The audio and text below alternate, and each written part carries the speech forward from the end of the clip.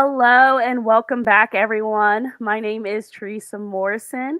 I am here with Trina Hughes, and we are both a part of the Legal Aid Society of Middle Tennessee and the Cumberlands. We are super excited to be here with you guys for our final Facebook Live of the year. And today, Trina is going to be sharing some very, very great information about fair housing and protections that are related to those living in our Asian communities.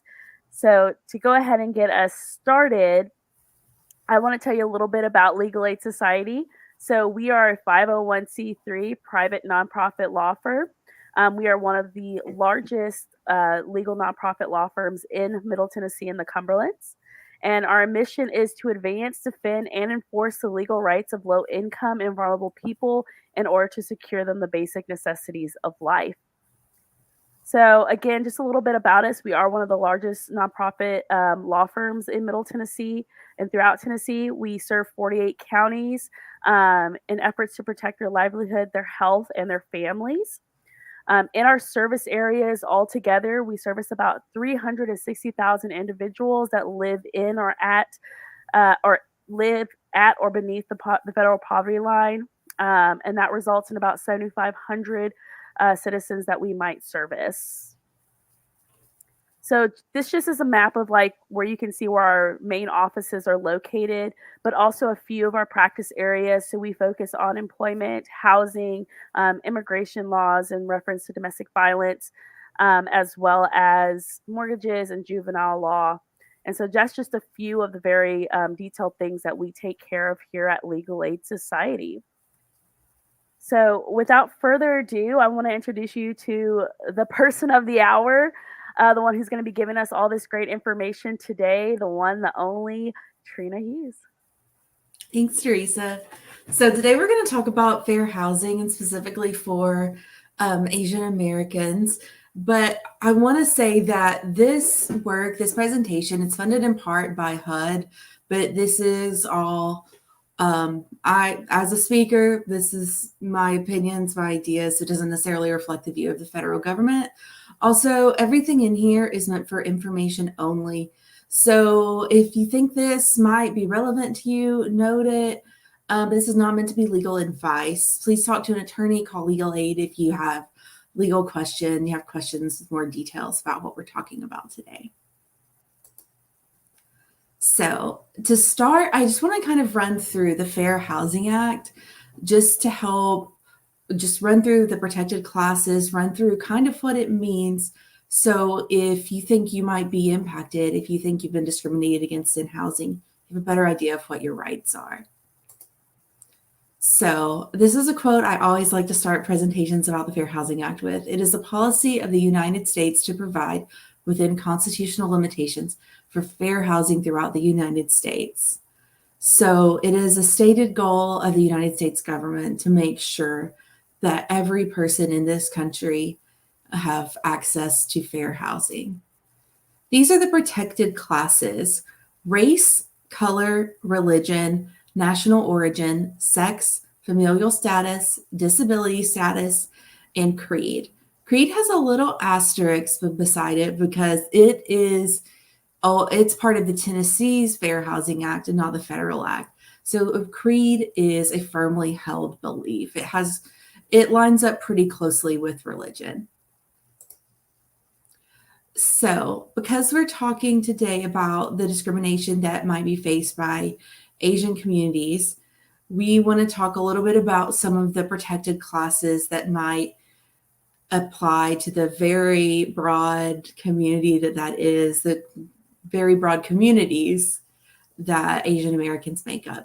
So race is kind of that box that you're going to check on a lot of forms: white, Black, Asian, American Indian. So that's what race generally means.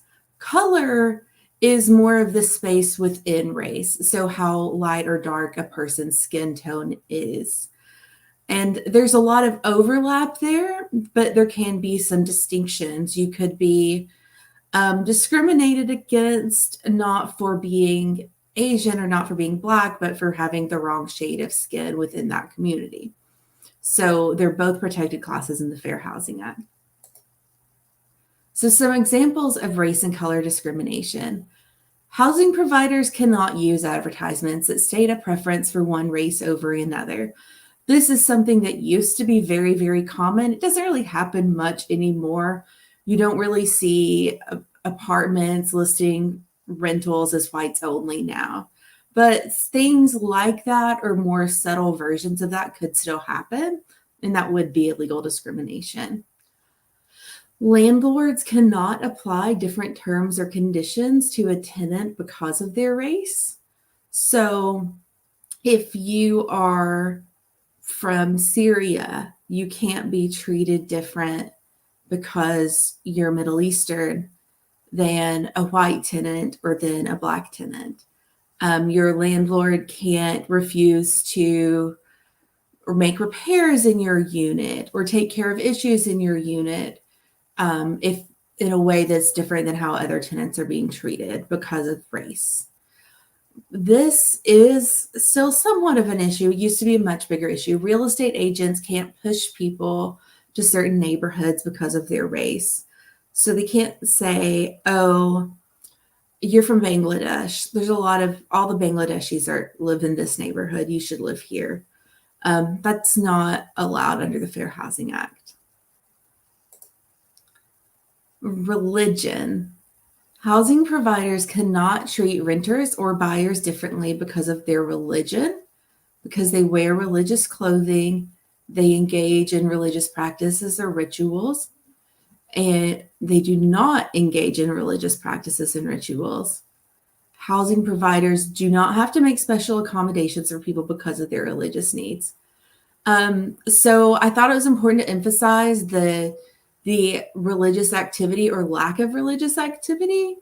So that means that if a housing provider is a certain religion, they can't treat the tenants different because they don't do the traditional religious activity of the housing provider's religion. So, for example, a Christian housing provider can't treat tenants differently because they don't celebrate Christmas. They also can't treat them differently because they do celebrate a different holiday, such as Hanukkah. So those are both important. But if you are a tenant is making a specific request based on their religion, that's not something a housing provider has to allow. So some examples of religious-based discrimination: a landlord not renting to a Muslim woman who wears hijab or a Sikh men who wear turbans. Allowing Christmas decorations, but not allowing decorations for other holidays, or harassing any tenant because of their religious practice or clothing. So these apply to all religions. And there's, a few major religions around the world, but there's a lot of smaller religions that still exist in the United States and in Tennessee. And regardless of how many people practice their religion, they are equally protected under the law. So national origin. National origin, I think when I first heard this, I thought, oh, that means just where you're from. And it does mean where you're from, but it means more than that. So it's your birthplace, your ethnicity, your ancestry. It includes culture, language, and accent. So even if a landlord doesn't know your national origin or they have a mistaken idea about what it is, it can still be violated. So maybe you have a certain accent and a landlord thinks, oh, they must be from X country. I don't like people from X country. And they say, I don't like people from X country. They're not from that country, but that would still be a violation because they're still being treated differently based on their perceived national origin because of probably some of these things like ethnicity, culture, language, and accent. So national origin discrimination can be refusing to rent, sell, negotiate with a person because of their birthplace, ethnicity, or ancestry. It can be requiring all household occupants to speak English. One thing we've unfortunately heard some about is telling tenants not to cook certain foods because of smell, threatening to evict someone if they don't remove some traditional cultural decorations or items from their home, or refusing unit maintenance because a person is an immigrant or a refugee while providing it to everyone else. And that is an important distinction because unfortunately, there are some landlords who may just not be great at providing maintenance. If they're not providing it for every tenant, that would maybe be a landlord tenant issue, but it would not be a fair housing issue. But if they're only refusing it to people who are immigrants, then that would be a fair housing issue. So, and we only just dove deeply into a few of the protected classes there. And now we're going to talk about the covered markets. So, most of what we do at Legal Aid has to do with the rental market. So, we do a lot of work helping tenants. So, that is where most of my knowledge is. But the Fair Housing Act also covers sales of homes, lending, so mortgages. Your mortgage is protected by the Fair Housing Act. All the reasons you can't discriminate against someone for renting, you also can't discriminate against them for giving them a mortgage. Providing insurance for the home, zoning rules that municipalities have to follow, advertising, and basically everything connected with residential housing. So commercial housing is different, but everything related to housing that people are expected to live in is protected by the Fair Housing Act. So covered dwellings, most places that people live are protected by the Fair Housing Act. So private and subsidized units, so whether you have a private landlord or you live in subsidized housing, you live in public housing, Section 8 housing, it's all covered. Whether it's a single family home or multifamily units, those are all covered. Shelters are covered under the Fair Housing Act and group homes, assisted living, college dormitories, and basically all other residential housing, wherever you live. One of the only exceptions is if you just live as a roommate or you rent a single room from someone who owns that one home and just isn't generally a landlord. That's going to be one of the only exceptions to the Fair Housing Act. So all of these people, organizations have to follow the Fair Housing Act. So the owners of the property, and a lot of apartments, apartment complexes, a lot of rentals in general the handling isn't done by the owner directly. It's done by a management company. They have to follow the Fair Housing Act. One thing a lot of people don't know is that homeowners associations, so or HOAs, and condo boards have to follow the Fair Housing Act. Lenders, real estate agents, governments, insurers, and basically, like we said before, anyone involved with residential housing has to follow the Fair Housing Act. So in general, you cannot refuse to rent, sell, or negotiate for housing because someone is in one of the protected classes we listed before. You can't set different terms, conditions, or privileges for sale or rental of a dwelling because someone is in one of those protected classes. And this is a big one. Landlords can't deny, sellers can't say, oh, this housing isn't available for inspection, sale, or rental because of your protected class. So often what happens in that situation is someone will want to look at a home. They will get some indication through their name, accent, whatever, that they are a member of a protected class, and then say, oh, that's not available. And then the person who's looking at that home finds out later it was still available.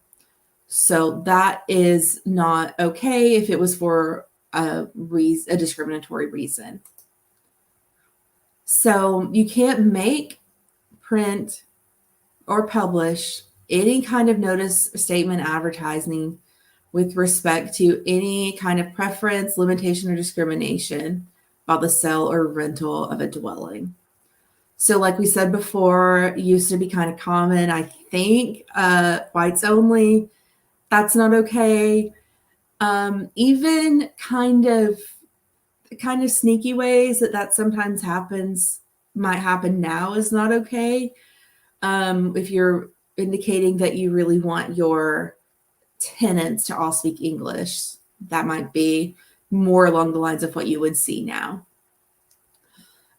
It's illegal to threaten, coerce, intimidate, or interfere with someone exercising a fair housing right or helping someone else exercise that right. So if you notice that your neighbor was being discriminated against and you help stand up for them, it would be illegal for your landlord to try to retaliate against you for helping your neighbor. And this last point here, retaliation for exercising a fair housing right or helping someone else. So I do want to speak in all of my fair housing presentations. We always talk about the protections for people with disabilities. Teresa knows, because we've talked about this before, disability is the most common reason that people have complaints about their fair housing rights being violated. So if you have a disability, you have two special kinds of protections that don't apply to people from other classes. You can request a reasonable modification or a reasonable accommodation. A modification is a change to a physical structure of a building, and usually the tenant's responsible for that unless they live in public housing. So that might be maybe you or someone in your family had a stroke or had an accident and you need a ramp now to get into your unit. That would be an example of that. Maybe you're aging and you're having a little bit of hard time moving around. You need to add grab bars in your bathroom. That would be a reasonable modification. Your housing provider needs to allow you to do that. But again, if you don't live in public housing, you're going to be responsible for those costs. A reasonable accommodation is a change to a rule, policy, or procedure relating to housing transaction. This is something the landlord would usually pay for regardless if there is cost associated. Some of the common reasonable accommodations we see are letting the tenant pay rent on the day that they receive their disability check, or allowing the tenant to have a service animal, even though there's generally a no pets rule in the unit. So in the Federal Act, if there is a violation of your fair housing rights, you have a year from the date of the last act to file a HUD complaint. So the last day you were discriminated against, you have a year following that to file a HUD complaint. You have 2 years from the date of the last act of discrimination to file a lawsuit. In Tennessee, if you file with THRC, which is the Tennessee Human Rights Commission, you have 6 months, 180 days from the date of last discrimination to file a complaint.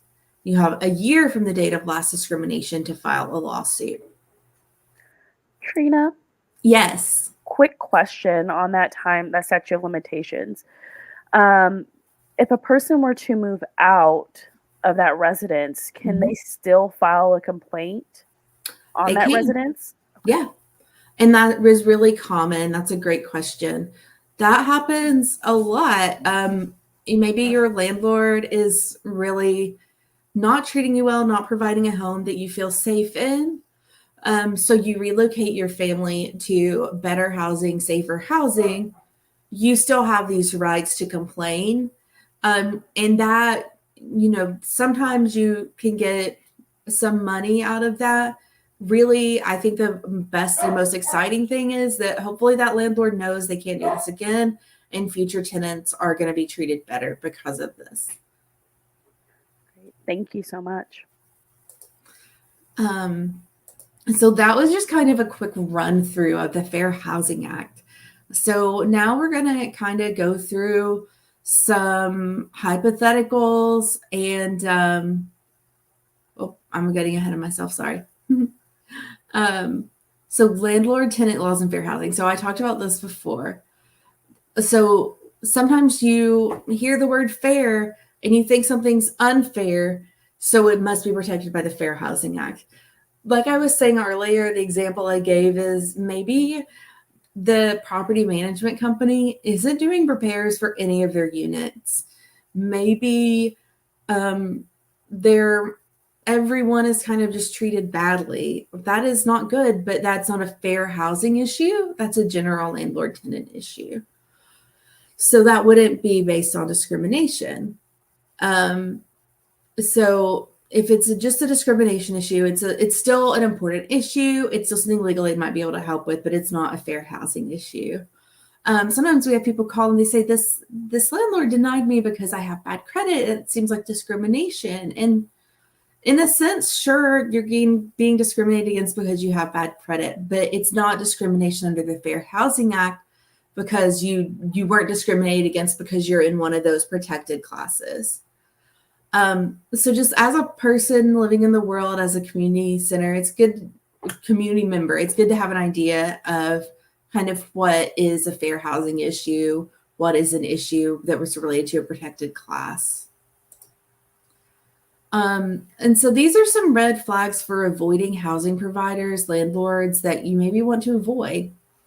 If a landlord that doesn't put anything in writing, this is very common in a lot of our rural areas, which is a lot of our state. Maybe you don't have a written lease, you don't have a written anything with your landlord. Your landlord says they'll fix something, but nothing is ever in writing. It only communicate with you verbally. That's a red flag. If the property is in bad shape and there doesn't seem to be, there's just super high turnover, that's another red flag. If the manager has a reputation for being unresponsive in the community, and that's something you might be able to find out just if you're looking at a place that you might want to move, just talking to people. Hey, when you have an issue, do they get in touch with you? Are they responsive? A cash-only landlord that does not issue receipts. Again, I think this might be a more common practice in our rural areas, but having a receipt can be super important if a landlord tries to evict you, so you have proof that you paid your rent. We also advise people to be wary of lease purchase, rent to own, and contract for deed scenarios. Sometimes they're valid, they're legitimate, they're great, but they often prey on vulnerable people, and there's not a lot of protections there. They can often cost people a lot of money. Trina, Yes. do you have any suggestions for individuals who their landlord only does things like without writing? So, what would you suggest a tenant do in the case that their landlord said they were going to do X, Y, and Z, and they want to make sure that it's followed up on, or they want proof that it's going to be done? So one thing that can be helpful is just following back up with a letter to the landlord. It can be an email. Just say, hey, I'm just confirming what we discussed. We talked about you doing this repair and this, or writing it in an actual letter if your landlord won't email. It's not perfect, and it is hard when your landlord won't put anything in writing, but that's the best way to kind of document as you go. Anytime, if you're sending that in a real letter, I recommend you make a copy of the letter that you send and you send it via certified mail just to build your own record in case you need it. And hopefully you won't need it, but that's the best way I can think of. Yeah, thank you. That was a great suggestion, because we do get clients who contact us, but they're like, well, I don't have proof that they said that they were going to do X, Y, and Z. How do I get help? So, yes. So here are some tips for spotting fair housing violations in your community. Look at the complex and its tenants. Does anything seem off about the demographics based on what you know of the area? And, sometimes that happens, but is everyone, do you live in a very culturally diverse area, but there's only English speakers in the complex? Or there's only white people in the complex and it's a very diverse area? It's just kind of matching the apartment complex, the condo units with the larger community? Does it kind of mesh, or is there a distinction there? Be aware of Facebook and other advertisements you might see, and if anything seems questionable. Sometimes housing providers now know we can't do advertisements, but in their head, because we are living in kind of a new world now, they think, oh, that means like TV, written ads, whatever. They don't realize that maybe Facebook and Instagram ads, maybe posting something on a community group. I don't know, Teresa, if you're in a community group, but there's always like a, hey, this house is up for rent now, this apartment's up for rent now. Those can still be advertisements, and the landlord may not realize that. Taking complaints seriously and not dismissing people without investigating the matter. If someone says, hey, I feel like they treated me differently, sometimes it's hard to know if you're being treated differently and why, but sometimes a person has a feeling, and it's important to kind of trust them on that. And, maybe you follow up and there wasn't discrimination, but maybe you follow up and there was. And then just being knowledgeable, coming to presentations like this, visiting HUD's website, THRC's website, the Tennessee Fair Housing, just local resources that work to help with fair housing issues. So we're going to go through a few scenarios, and Teresa, feel free to jump in if you have thoughts about these. If anyone in the comments has thoughts. So Jane's landlord noticed she started wearing a hijab. The next week, she got a notice that her rent will be increasing $50 a month at the end of her lease. She talked with other tenants, and no one else received a similar notice. So Teresa, because I see you, put you on the spot, do you think that might be a fair housing issue? Because nobody else's rent was increased, I would consider it to be something that they should consult about. So yeah. I think that's perfect. So maybe she only talked to people whose rents started, 6 months after hers, and maybe they're like doing things in waves. But this is definitely something worth following up about. There could be a non-discriminatory reason that Jane's rent went up and not the people that she talked to. But if she's the only one whose rent went up, and it just coincides that closely with her starting to wear a religious garment, then that could definitely be a Fair Housing Act violation. If someone in Jane's scenario, if that happens to anyone who hears this, please call legal aid, see if we can help. This is the kind of thing that can be a little hard to prove, but we want to work with people to help figure out what's going on in cases like that. Okay, scenario number 2. John sees an apartment advertised for rent. He calls the manager, sets up an appointment to view the unit. He arrives with his wife, Samira, who has Indian ancestry. When the manager sees the couple, she tells them the unit has been rented. 2 weeks later, he sees that the unit is still listed as available. Again, I definitely think that they should check because it does seem like a potential if the unit that they were looking at is still available. Yeah, that's perfect. And if the manager had said just something outright, sure, that's a violation. Like, no, I don't rent to people who have Indian ancestry. Okay, we know that. But, maybe they did have someone else sign a lease and then it fell through. But this is definitely worth following up on to see, did you only, was this only, was the unit only denied because of Samira's ancestry? Okay, Omar and Fatima, an Iraqi-American couple, and their 2 children are looking for a new rental property. They apply for a property and the landlord denies their application because they have a bad rental history at their previous complex. They left the property beforehand damaged and with a balance owed for their rent. So I would say no, that it's not a fair housing issue. I think you're probably right. Now, and this is the annoying thing about talking to your lawyers, we're always like, never can get 100% yes or no. So, if they had a bad rental history because of some kind of prejudice of their previous landlord and it only looked like a bad rental history because of that, then maybe this is a fair housing issue with their previous landlord. But just because this doesn't look like they're being treated any differently because of their ethnicity, because they have kids, it looks like they just don't look like they're going to be great tenants. And that is a legitimate reason for this complex to say, no, we don't think we can't accept your application here. And this is the last one. May is a Chinese woman living in America while she attends college. She calls an apartment near her university to ask if they have any available units. They hear her accent and they say they don't rent to Chinese people because their cooking smells. Definitely a fair housing issue, for sure. Yeah. Yeah, they gave her a reason. This is what I said in the one before. They didn't give her a reason. They were just like, oh, no, it's not available anymore. They gave her a reason.